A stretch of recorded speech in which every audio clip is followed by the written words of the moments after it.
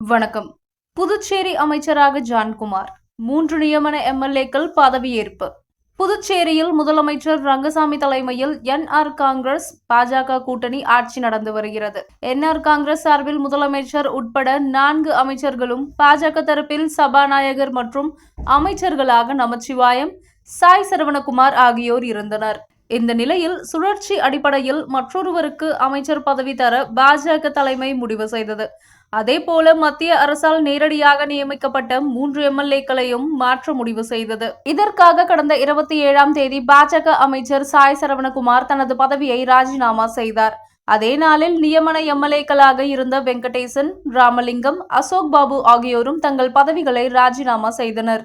இதையடுத்து பாஜக சார்பில் காமராஜர் நகர் தொகுதியில் போட்டியிட்டு வெற்றி பெற்ற எம்எல்ஏ ஜான்குமாருக்கு அமைச்சர் பதவி வழங்க பரிந்துரை செய்யப்பட்டது. அதேபோல நியமன எம்எல்ஏக்களாக தீப்பாய்ந்தான், காரைக்காலை சேர்ந்த ராஜசேகர், செல்வம் ஆகியோர் பரிந்துரை செய்யப்பட்டனர். இதற்கு மத்திய அரசு அனுமதி கொடுத்ததை தொடர்ந்து எம்எல்ஏக்கள் பதவியேற்பு விழா இன்று மதியம் சபாநாயகர் அறையில் நடந்தது.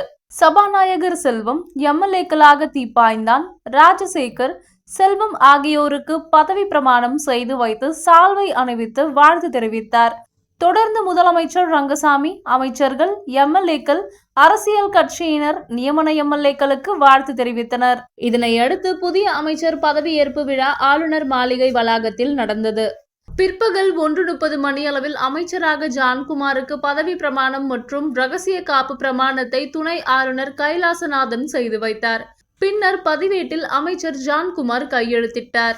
புதிய அமைச்சர் ஜான்குமாருக்கு கைலாஷ்நாதன், முதலமைச்சர் ரங்கசாமி, சபாநாயகர் செல்வம், அமைச்சர்கள் நமச்சிவாயம், லட்சுமி நாராயணன், திருமுருகன், துணை சபாநாயகர் ராஜவேலு, எதிர்க்கட்சி தலைவர் சிவா, செல்வ கணபதி எம்பி, எம்எல்ஏக்கள், பாஜக மாநில தலைவர் ராமலிங்கம், அதிமுக மாநில செயலாளர் அன்பழகன், புதுச்சேரி கடலூர் மறை மாவட்ட பேராயர் பிரான்சிஸ் கலீஸ் மற்றும் அரசியல் கட்சி தலைவர்கள், பிரமுகர்கள் பங்கேற்றனர்.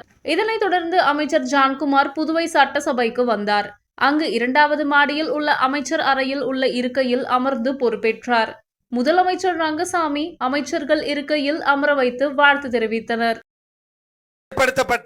இந்திய அரசியல் அமைப்பின் பேரில் உண்மையான நம்பிக்கையும் பற்றுறுதியும் கொண்டிருப்பேன். இந்தியாவின் இறையாண்மையையும் ஒருமைப்பாட்டையும் பேணி போற்றுவேன். இந்திய ஒன்றியத்தின் புதுச்சேரி ஆட்சி பரப்பின் அமைச்சர் என்ற வகையில் என்னுடைய கடமைகளை உண்மையாகவும் மனசான்றின்படியும் ஆற்றுவேன்.